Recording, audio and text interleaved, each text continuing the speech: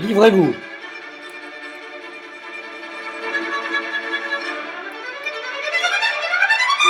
Bonjour, 22e numéro Délivrez-vous avec Louise et Gabriel, Marc au micro.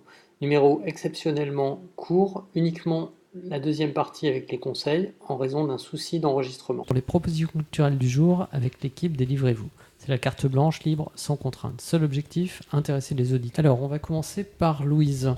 Quel est ton premier conseil du jour ? Alors, j'aimerais donc revenir sur une exposition qui se tient en ce moment au Quai Branly, qui s'appelle Enfer et fantômes en Asie. Donc, comme on a vu cette année en France, le Japon est à l'honneur dans beaucoup d'expositions et d'événements. Et dans celle-là, il est question de tout le folklore japonais et des fantômes errants. Donc, on découvre en fait les vieilles légendes nippones autour, par exemple, des femmes chats ou le fameux fantôme de Yotsuya Kaidan, qui est inspiré d'une histoire vraie d'une femme qui s'est retrouvée défigurée par son époux qui avait mis du poison dans ses cosmétiques et qui a été assassinée par son époux et qui a beaucoup inspiré les kabuki. Donc les kabuki, c'est des scènes théâtrales japonaises et qui a aussi inspiré les films d'horreur japonais et plus particulièrement le type de film d'horreur qu'on appelle les J-horror. Donc c'est un type cinématographique qui se base beaucoup sur les esprits de femmes vengeresses qui ont souvent un corps assez désarticulé. Donc on a pu le voir dans des films comme Grudge. Je ne sais pas si vous connaissez Grudge. Pas personnellement. Il y a eu Grudge, il y a eu ça s'inspire d'une femme qui a été tuée dans une maison. Une femme vient dans cette maison pour s'occuper d'une femme malade et cette femme qui a été assassinée par son époux revient hanter les lieux. Et voilà, donc ça c'est l'un des plus connus. Donc ce qui était pas mal, j'ai trouvé dans cette exposition, c'est qu'elle se fasse au Quai Branly, parce que je trouve que la façon dont sont mis en place les expositions au Quai Branly et puis l'architecture du lieu, il y a un côté un peu oppressant. Et là, ça, c'était plutôt bien fait, en tout cas, pour avoir une ambiance angoissante. Alors, au tout départ, on découvre les différents enfers, donc selon que ce soit au Japon, en Chine ou en Thaïlande. Ensuite, on passe de l'enfer aux fantômes, aux légendes, on passe ensuite au cinéma d'horreur où on peut voir des extraits de films d'horreur japonais et également aller dans des pièces un petit peu angoissantes avec des projections d'esprits errants qu'on retrouve dans certains films d'horreur japonais assez connus. Voilà, donc j'ai beaucoup aimé cette exposition, elle était très intéressante. On pouvait découvrir aussi certains mangas qui revenaient justement sur la culture gore japonaise. Et donc le 8 juin, il y a un Before qui est organisé donc au Quai Branly, donc autour de cette exposition où se mettront en place des contes musicaux, une performance sur un fantôme spécial dont j'ai pas parlé qui s'appelle Fi Krasu, des projections, des tatouages éphémères et un bar éphémère. Voilà. On rappelle le titre, Enfer et fantômes en Asie, au musée du Quai Branly. Et jusqu'au 15 juillet. Oui. Gabriel, ton premier conseil ? Pour changer un peu, on va parler du patrimoine français justement. Donc là, je vais vous emmener dans le cœur de la Bretagne, enfin dans le cœur de l'Ille-et-Vilaine plutôt, donc on parle de Combourg, qui est une ville d'Ille-et-Vilaine, au centre à peu près. Et pourquoi je veux parler de cette ville-là ? Parce que c'est si un jour vous partez en Bretagne en vacances là pour l'été, on ne sait jamais. D'ailleurs, c'est très bien la Bretagne, il ne pleut pas aussi souvent qu'on dit. Bref, je vous conseille d'aller voir Combourg si vous pouvez passer à côté. Parce que déjà, il y a donc la chose la plus connue, c'est le château où a vécu Chateaubriand dans sa jeunesse. Et il en parle d'ailleurs dans Mémoires d'outre-tombe, où il fait la description de sa vie dans le château. Et donc le château est visitable depuis maintenant quelques années. Après, il faut voir les heures, c'est souvent en début d'après-midi. Mais c'est vraiment intéressant parce qu'ils ont, en fait, c'est les descendants de Chateaubriand qui ont gardé le château. Et c'est eux qui, en gros, font les visites et grâce à l'argent qu'ils ont avec les visites, peuvent restaurer en fait la demeure. Donc c'est assez intéressant, c'est très bien fait pour y être allé. Donc on voit un peu l'endroit où il vivait, ils ont gardé en état en fait sa chambre, l'endroit où il écrivait et tout ça. Et puis en même temps, il y a la balade autour du lac de Combourg, donc c'est une balade qui dure à peu près 1h30, où sur tout le parcours, il y a en fait des citations de Chateaubriand tout au long du parcours, de phrases qu'il avait mis dans ses différents ouvrages. Et c'est assez bien fait, je trouve. Donc si un jour vous avez l'occasion d'y passer une après-midi ou une journée, je vous le conseille. Donc tu nous conseilles d'aller au château de Combourg Le château et la ville aussi. Parce que pour je se pense que plonger les- dans les mémoires d'outre-tombe. C'est ça. Et toi, Marc, quel est ton premier conseil culturel? Alors, d'habitude, c'est Louise qui nous parle de séries. Généralement, elle nous parle de séries américaines, visibles uniquement sur Netflix, OCS. Beaucoup de séries anglaises surtout. Attention, pas que américaines. Mais pas largement visibles. Moi, je vais vous parler d'une série de 3 courts téléfilms diffusés sur Arte récemment et encore visibles sur le site arte.fr qui s'appelle Fierté au pluriel. C'est réalisé par Philippe Faucon. Alors, pour ceux qui ont vu le film de Robin Campillo, 120 battements par minute, il y a une résonance, une connotation entre les deux, mais autant 120 battements par minute est très, très ciblé sur 2 protagonistes et l'histoire d'Act Up, autant là, on va aussi être sur 2 protagonistes masculins, mais sur une histoire qui se déroule sur 30 ans, et avec beaucoup moins l'aspect militant, même si ça évoque les mêmes thèmes, que ceux de 120 battements par minute. Donc dans Fierté, 3 époques, mai 1981, 1999, 2013.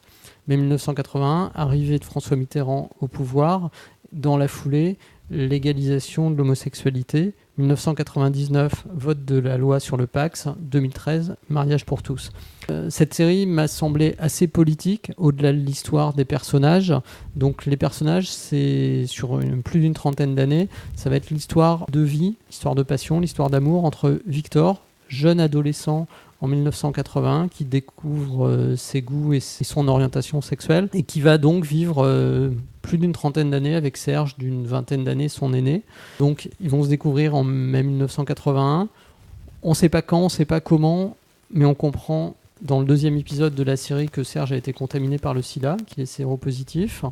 Mais il n'y a pas, à mon sens, aucun pathos en fait dans la série. On ne va pas le voir à l'hôpital, on ne va pas le voir dans sa déchéance, même si à la fin de la série, il sera mort.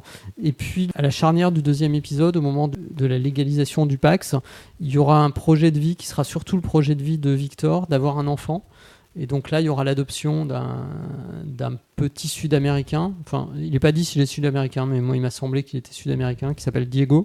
Voilà, et puis à nouveau, toute la jeunesse et l'enfance de ce garçon éduqué par les 2 hommes, et puis tous les stigmates qu'il peut subir. Il m'a semblé que les personnages étaient assez justes. Il y a aussi le père de Victor, qui est un personnage fort, qui sur 30 ans, va passer du rejet à l'acceptation forcée, à l'acceptation douce et ensuite à la pleine compréhension.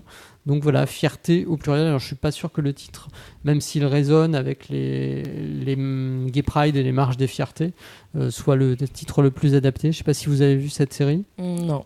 Gabriel ? Ah ouais, j'ai vu. Sur Arte, c'était bien. Après, c'est vrai que ce qui manque un peu, je trouve, même si le personnage a le sida, c'est qu'on voit pas. Ils auraient peut-être dû faire une aparté sur les années où ça a commencé. Même si le personnage là, mais on sait pas comment il l'attrape, donc ça aurait peut-être pu être intéressant de montrer ça. C'est pour ça que je faisais le lien avec 120 battements par minute. Oui, et là, dans ce documentaire, ils en parlent beaucoup moins. Parce que 120 minutes est quand même axé sur cette maladie. D'accord. Et je rappelle, c'est pas un documentaire, c'est une série de fiction. Série. Mais je l'ai trouvé vraiment intéressant. C'est vrai que c'était bien fait. Du fait qu'il y a une histoire racontée avec l'enfant qui se découvre, l'adolescent qui découvre ça, les parents qui réagissent plutôt mal alors qu'ils sont plutôt de gauche à la base, puis finalement le père qui va évoluer au fur et à mesure. D'ailleurs, le film est assez politique puisque le jeune homme n'hésite pas à mettre son père qui a voté Mitterrand et pour qui c'est la libération d'avoir enfin un président socialiste face à ses propres contradictions. Alors, on revient à Louise qui va, je crois, nous parler de femmes. Oui, j'ai fait une découverte récemment donc sur une BD qui s'appelle Culottée, donc qui a été créée par Pénélope Bagieux, qui se nomme aussi Pénélope Jolicoeur, qui a une page sur Facebook et qui a fait un blog féministe via Le Monde. Donc en 2016 et en 2017, elle a fait 2 tomes, donc Culottée 1 et Culottée 2, avec comme sous-titre Des femmes qui ne font que ce qu'elles veulent.